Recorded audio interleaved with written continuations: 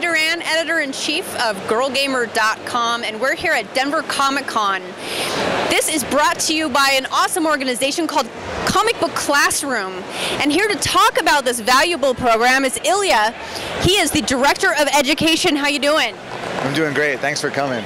Thank you so much, and congratulations. Everything sold out so fast. The turnout has been incredible. You guys must be so excited. We are really excited. We knew from the ticket sales from ahead of time that we were going to have a lot of people at the door and a lot of people in the halls, and the turnout's just been wonderful.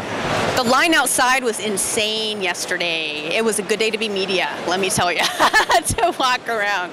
So tell us about Comic Book Classroom. Now, this is only the second year for Denver Comic Con itself, but how long has the classroom program been around? So the classroom has been happening for 3 school years.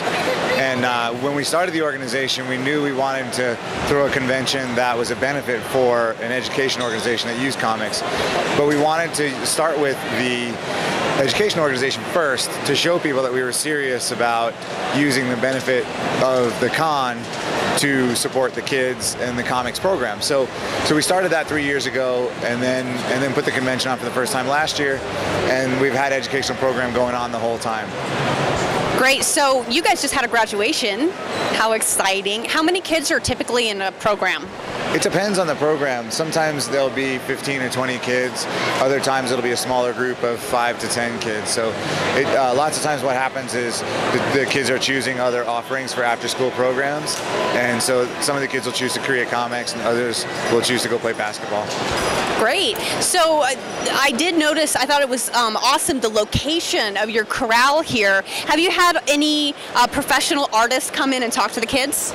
Yeah, so today we had Greg Guler come in, and he taught the kids how to draw Phineas and Ferb. And then yesterday we had 2 My Little Pony artists, Tony Fleeks and Andy Price. They came in, and they're drawing My Little Pony right now, which is a hot book on IDW. And it was actually a bummer because they drew at 4 o'clock yesterday, and there were a lot of people that hadn't gotten in yet. So yeah, that was a bummer, but you know, it's one of those things, like, we figure it out as we go along.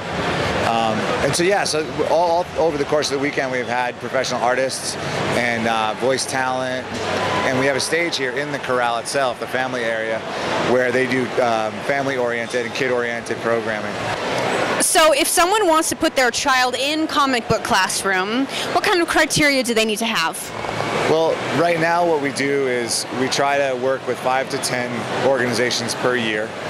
And we target demographics of programs that are in need of free, high-quality education and kids who would benefit from the Comic Book Classroom curriculum.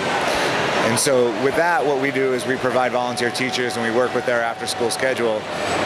And then here at the con, we're debuting our curriculum that we've produced and put together in a folder, where if teachers or parents or community organizations want to use it, we just ask that they sign up on our mailing list.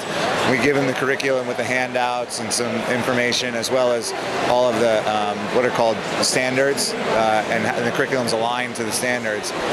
And so we give them the curriculum. They're welcome to use it on their own in their classroom, and we just ask for their contact information so we can follow up and find out how it went and if they used it and with how many kids. Wow, so the biggest thing here has been literacy. And how have you found that kids have learned by creating comic books? What kind of, was it storytelling that they focus on, or a combination of a lot of things? What if a kid's like, oh, I don't know how to draw? I mean, like, what do you do when someone comes in for a program? So the curriculum is 2-part. The first part is a genre study. So we teach the kids all about comic books and what's specific to that genre of art, or literacy, I should say. And so we talk about the vocabulary. We talk about how a comic looks, how it's different from other things. And then after we've given the kids a baseline about comics and what they are compared to other forms of literature, we then brainstorm problems that they see in their world, and we ask them to tackle one of those problems by creating a comic by the end of the class. So they might create a superhero or 2 and a villain and conflict, and then over the course of creating that story, we use classic literacy-based lessons like introduction, rising action, climax. And so we're using these vocabulary terms throughout the course of the unit in order to expose these kids to the culture of literacy. And in a lot of ways, what we're trying to do is either trick kids into reading or use comics as a gateway into other forms of literature. And obviously, we don't want kids to stop reading comics because they're awesome all the way from 2 through 100. But we want kids to just embrace that culture of literacy and learning and be exposed to new ideas. What age group do you usually work with?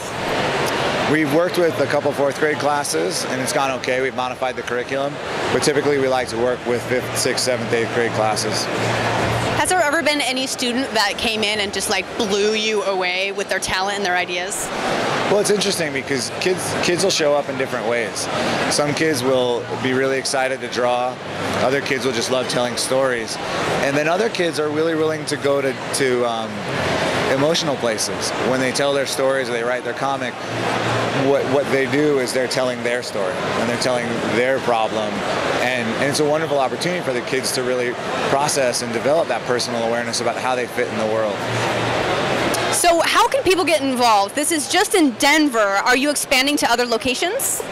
We would love to. Soon after the convention, we're going to put our curriculum online on our website, comicbookclassroom.org, and people can go on there with lots of resources about why comics are a valid form of education, so they can provide that to their administrators, to parents, if they're encountering any difficulty actually using comics in the class.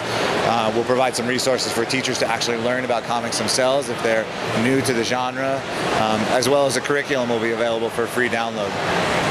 So if they're not in the Denver area, they can check out our website and look at the resources, download the curriculum, and just make use of it. Well, thank you so much for your time. We want to thank Comic Book Classroom for putting together an incredible convention. All the proceeds go to support this accredited after-school program to promote literacy through comics. How cool is that? I would have loved something like that after school. So thank you so much. Head over to comicbookclassroom.org. Check them out. Make a donation. If you're a teacher, see if you can push that curriculum in your school or your area. From Denver Comic-Con, this is HB Duran. We want to thank Comic Book Classroom for putting together an awesome show. And speaking of, we got lots more to see. Gamer out. You're watching Girl